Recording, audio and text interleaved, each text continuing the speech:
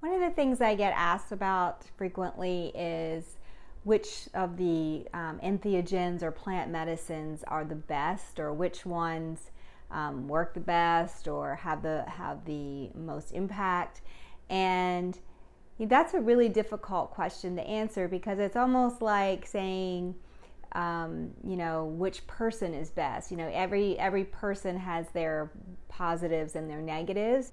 They each can play their role, and I think as we evolve in using them, we'll have retreat centers that will have a menu, and depending on what's going on with you, it will be decided. You'll decide with your caregiver which one is going to be the best. But like ketamine, you can use ketamine if you're on an antidepressant, where the other ones you really can't. So ketamine by far has that advantage, and also ketamine is the only one that's legal at this point in the United States. So in the United States, you have that. The ketamine has that benefit, but ketamine isn't a natural substance, so to speak. So some people don't really like that aspect.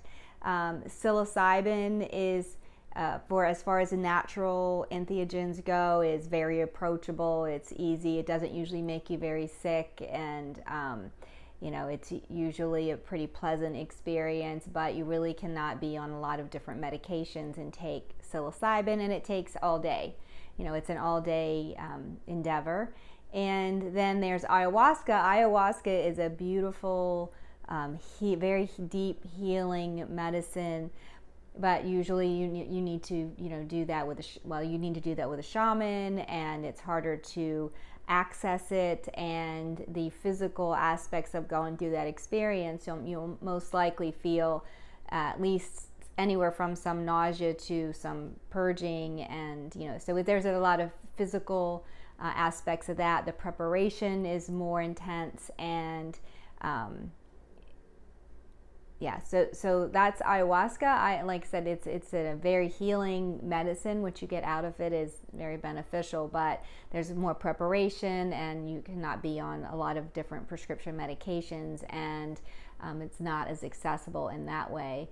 MDMA, or on the street known as ecstasy, is not a natural substance, but it can be very effective for working with someone in talk therapy. That's not available now legally, but there are people that do it underground.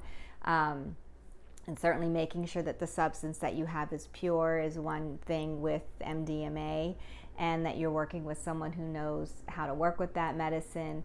MDMA depletes some of your neurotransmitters pretty significantly, so the after effects can be somewhat unpleasant. So it has that downside. So it doesn't cause any nausea, doesn't cause any vomiting, but it can have some after effects that are not so pleasant.